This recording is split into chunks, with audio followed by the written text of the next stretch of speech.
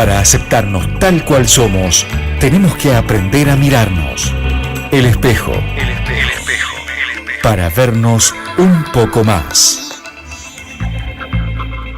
Vamos a compartir este bloque con Perla Prigozhin, es coordinadora nacional de CONSAVIC. ¿Cómo estás, Perla? Buenas noches. Bien, muy bien. Cansada, pero... Cansada, pero bien. Sí, sí, bueno. Contenta. Pero viste muy cómo contenta. somos las mujeres, cerramos y decimos, listo, lo que tenemos por delante ahora es un bloque que va a estar fantástico. Sin duda, sin duda. Nos reíamos por recién eso porque vine. CONSAVIC, Comisión Nacional, coordinadora de acciones para la elaboración de sanciones de la violencia de género.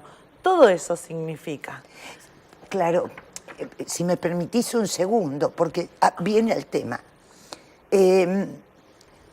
La violencia de género es una conducta, vos decías, conceptualicemos. Me parece bien, conceptualicemos.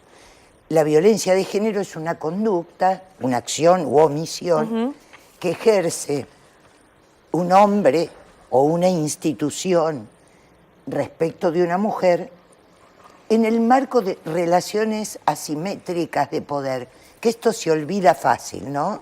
A ver, cualquier hombre que tiene una conducta violenta contra una mujer, dicen violencia de género. O lo que es peor, se dan vuelta y dicen, ay, con todas las mujeres que lastiman y pegan, es violencia de género, pero al revés. ¿Qué es violencia de género? Al revés. Bueno, pero ¿cómo? Ustedes van a tener una ley de violencia de género destinada a la violencia contra las mujeres, y los hombres, ¿qué somos? Los hombres están protegidos por todo el marco normativo. Si tuvimos que pensar esta ley es porque antes no había ninguna que nos protegiera. Todas las leyes han sido hechas por hombres para los hombres. ¿Vos considerás que las mujeres no estábamos contenidas dentro de ese marco normativo para protegernos de cualquier tipo de violencia? No. Por eso es necesario, porque hay un consejo de la mujer, necesitamos cupo femenino para participar, digamos que todo lo que tiene que ver con la mujer necesita un paréntesis, un apartado, un plus. Un anexo, ¿no? Eso se llama acción positiva, que suena como discriminatoria, ¿o no? Vos decís, ¿por qué no las mujeres? no somos ciudadanas comunes. Claro, como... no somos igual que los hombres. No, no somos. No recibimos el mismo trato. Ejemplo, ¿por qué hubo que instalar la ley de cupo? Hasta ese momento, por empezar, el voto, la posibilidad de elegir y ser elegidas en abstracto, lo tuvimos hace muy poco tiempo, con Eva Perón, muy poquito tiempo en términos históricos. Antes los hombres... Sí, en la historia es un hecho reciente. Claro, antes los hombres elegían y eran elegidos. Y nadie se le ocurrió pensar que a las mujeres también nos correspondía ese derecho. Es decir, era una ley dictada por hombres para hombres. Después que pudimos elegir, ¿a quiénes podíamos elegir? A hombres. Porque las mujeres que habíamos estado en el ámbito privado y éramos las reinas del hogar, que decir la verdad, ¿cuántas veces te dieron ganas de revolear la corona? No te voy a decir a dónde. ¿Qué es esto de ser la reina del hogar? Pero bueno, esto es lo que viene instalado. Estábamos reservadas al mundo privado. ¿A quién se le ocurría que una mujer tenía algo para decidir, podía decidir en algo? Entonces empezamos estableciendo una discriminación positiva. Esto es, una discriminación a favor de las mujeres para contrarrestar la enorme discriminación en contra de las mujeres. Es decir, siempre tuvimos una situación de desigualdad y entonces hubo que de algún modo marcar esa diferencia. Absolutamente. No estábamos hablando de iguales en género. No, claro que no. Y entonces, ¿qué tuvimos que hacer? Porque tratar como iguales a los desiguales es absolutamente injusto. A mí me parece impecable que tratemos como iguales a los iguales. Pero si, por ejemplo, le diésemos, y hoy yo lo decía en la charla, le diésemos a una mujer como licencia por maternidad los mismos días que al varón, sin tener en cuenta que la mujer tiene un involucramiento biológico, físico en la maternidad, si es que es la maternidad biológica, no la adoptiva, estaríamos discriminando o tratando desigualmente a quienes no son iguales en esto. No sé si me estoy explicando. Sí, exactamente, porque la condición es diferente, absolutamente, hasta desde lo físico, desde cómo uno participa en ese rol. Bien, mira, decís lo físico y yo pienso en el trabajo, y pienso en las jornadas de trabajo. Las mujeres tenemos un físico distinto al de los hombres. Tenemos jornadas de trabajo distintas a las de los hombres en algunas ocupaciones. La etapa jubilatoria.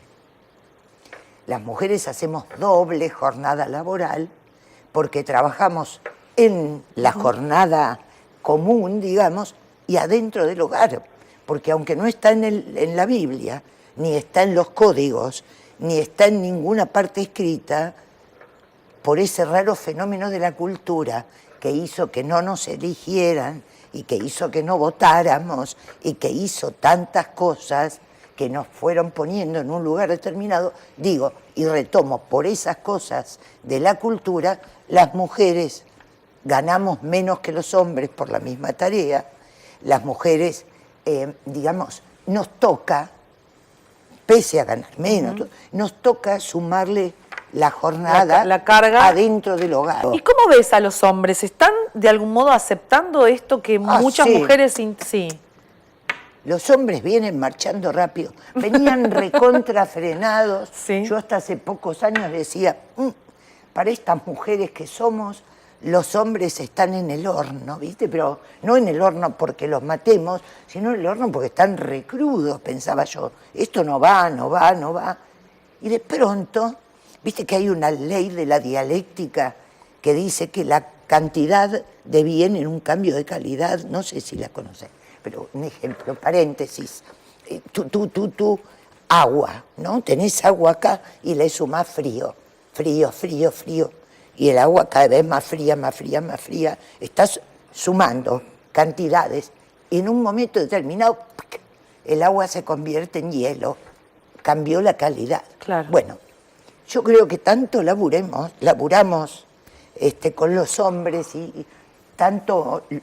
digamos, los hombres se fueron poniendo porosos, que hay cada vez más hombres que cuestionan sus privilegios. Porque además no estamos hablando de un mundo dividido entre feministas y machistas, sino de tratar de entender de que una familia se construye de a dos, de que las responsabilidades no tienen por qué estar divididas como históricamente estuvieron divididas, ¿no? Digo, es un proceso de comprensión y de vivencia que tenemos que comenzar También a transitar, desde el ¿no? feminismo se fue dando un proceso, porque hubo un periodo... Bueno, fue necesario generar un feminismo para que exista esto, ¿no? Para nombrarnos.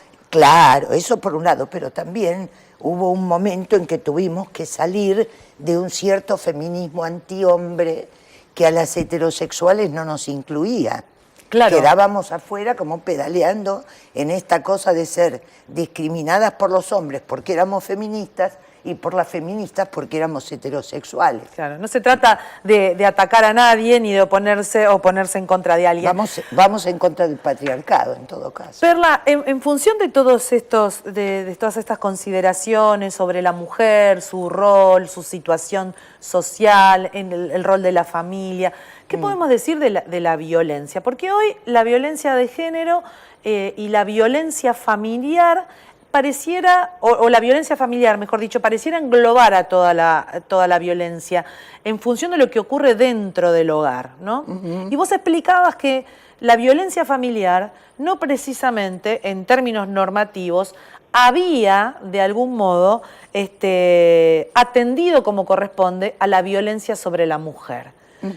¿Cómo se trabajó con eso y cuál es la situación hoy en función de hechos de violencia contra la mujer?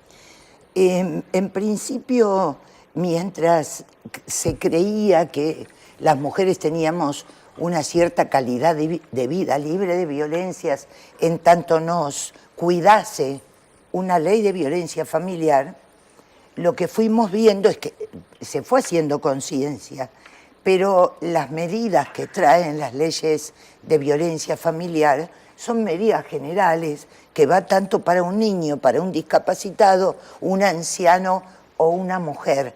No tiene especificidad y entonces no han tenido la contundencia. Claro, no son efectivas, digamos, Claro, ¿no? y además vos sos periodista, además de ser mujer, y sabés que el lenguaje construye subjetividad. Y hablar de violencia familiar y meternos una vez más adentro del carrito del supermarket con los discapacitados, todo bien, pero a ver, no quiero más esto, discapacitados, niños, ancianos, todos juntos y nosotras. No, nosotras somos una categoría, pero no lo digo porque queremos separarnos, lo digo porque las medidas cautelares, las políticas públicas, cuando están dirigidas a las mujeres, tienen una especificidad y una pertinencia y generan un resultado muy distinto que cuando está destinado a cualquier minoría vulnerable. Porque las mujeres no somos una minoría, somos el 51% del país, con lo cual somos una mayoría. Y no somos vulnerables, somos vulneradas. Claro, que es completamente distinto. Y además, las situaciones de violencia mencionabas que en la mayoría de los casos se da sobre mujeres en este ámbito familiar. El 85% de la violencia en el ámbito familiar es contra nuestras congéneres. Y del 15% restante, el 70% de ese 15% es contra niñas y niños, y el 30% de ese 15% es contra hombres, es decir, contra 4 hombres y medio, que está bien, no tienen que recibir violencia, pero no la reciben dentro del ámbito familiar por el hecho de ser hombres y en un marco de asimetría de poder. La recibe no porque la mujer se defiende frente a una situación de violencia o porque se le pianta un chip y entonces tiene una reacción desmedida. Bueno. Ahora, vos decís, la mujer se defiende y hablábamos de nuestras diferencias físicas, o sea, físicamente no podemos defendernos lo suficiente como para protegernos.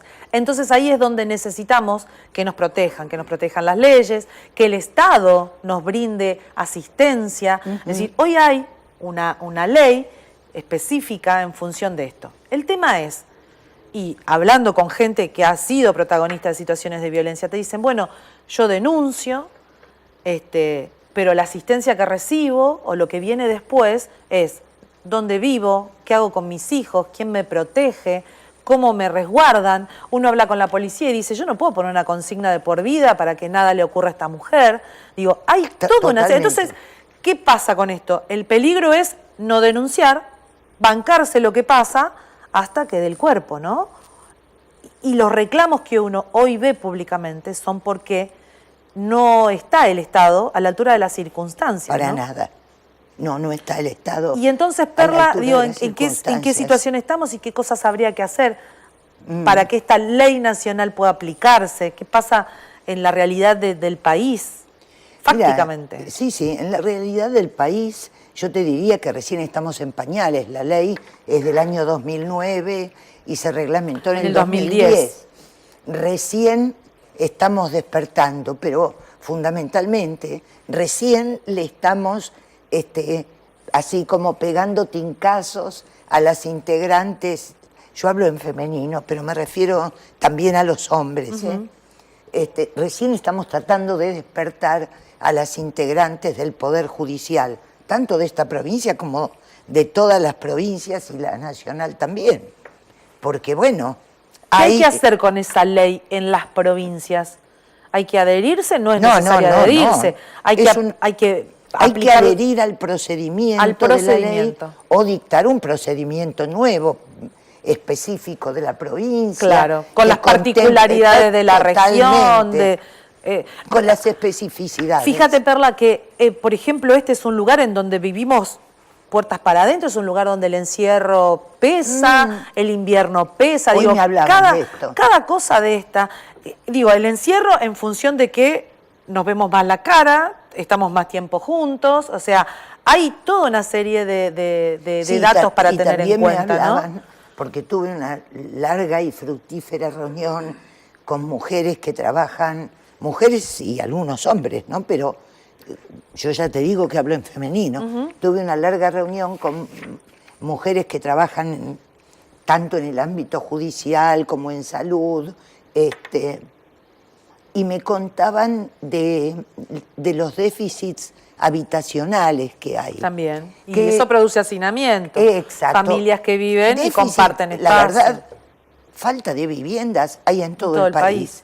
Pero acá, es peor. Con estas situaciones que vos estás comentando, con las características que asume la vida cotidiana, y sí, es peor. ¿Qué desafío tendrían las autoridades aquí en Tierra del Fuego con esto que vos acabas de mencionar, que nosotros lo vivimos y lo conocemos? Digo, no es una realidad que se desconozca.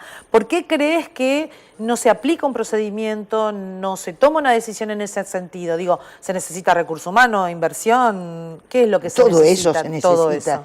Pero fundamentalmente el poner la temática de género en el nivel de importancia que tiene. Dentro del orden de prioridades. Fíjate que no se le da, exacto, pero no se le da importancia al punto tal que los cargos en lugares que toman decisiones respecto del género, las ocupan amigas de tal, no de tipos, amigas de tal funcionaria, o se usa como para quedar bien, no especialista, como si, digamos, como si no tuviera... Se menospreciara como si no tuviera relevancia. Claro. Yo digo, la miércoles, hay una secretaria, hay un Ministerio de la Cultura, y yo me congratulo, pero no hay un Ministerio de la Igualdad o de la Equidad.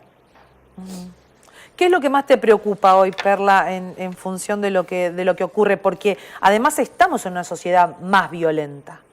¿Hay más episodios de violencia? Sí, hay más episodios de violencia, pero yo esto lo pongo en valor, porque eso, aunque suene descabellado, porque la existencia de este aumento de la violencia está directamente vinculada con el aumento de la sensibilización respecto de la temática. Las mujeres se van empoderando, se van plantando, y frente a estas mujeres que, por ejemplo, deciden que pueden vestirse como quieren y no como el Señor les marca, o que pueden buscar un trabajo, o que pueden chatear sin permiso, frente a estas mujeres, repito, hay señores que se sienten frustrados. Ni que hablar si la mujer llegara a ganar más que el hombre y llevar más plata al hogar.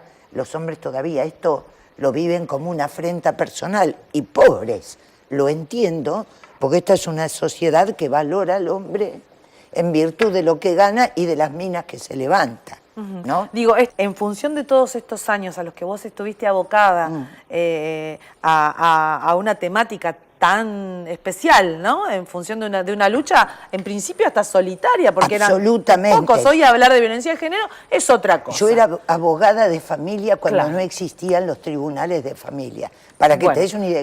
Esa lucha no es la misma, digamos, no es lo mismo en aquella época que en esta. Digo, siempre hay que analizar el escenario donde las cosas se producen. Claro. Hoy, parada donde estás, ¿qué ves hacia adelante? ¿Cuál es el mayor desafío? ¿Cuál es el camino que debería seguir? En principio lo que veo es todo promisorio, porque por lo reciente no puedo evitar mirar para atrás y pensar que hace no más de 4 años hablar de la violencia de género era casi un monólogo, éramos muy poquitas, ni en los medios ni en los libros aparecía la violencia de género.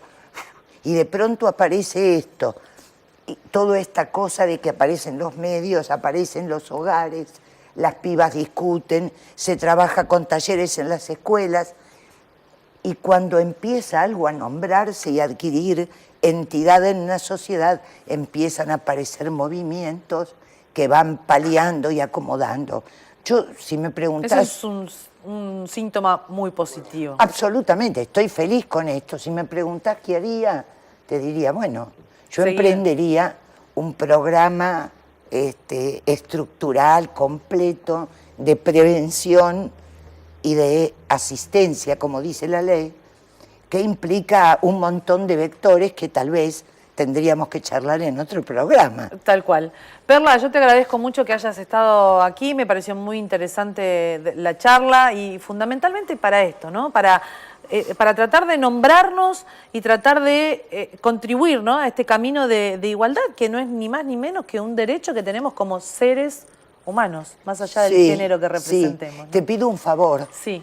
Y es poder decirle algo a las mujeres de Tierra del Fuego, que no requieren ni dinero, ni preparación profesional, ni pertenencia partidaria. Y es, escuchémonos entre nosotras con empatía. Las mujeres no somos las hermanastras del cuento de Cenicienta. No somos eso. No nos boicoteemos. Demos vuelta a este mandato que tenemos. Sí podemos ser amigas entre las mujeres, sí podemos ser solidarias, sí podemos estar bien y no competir. Gracias, Perla, por haber estado. Por nada. Hacemos la pausa.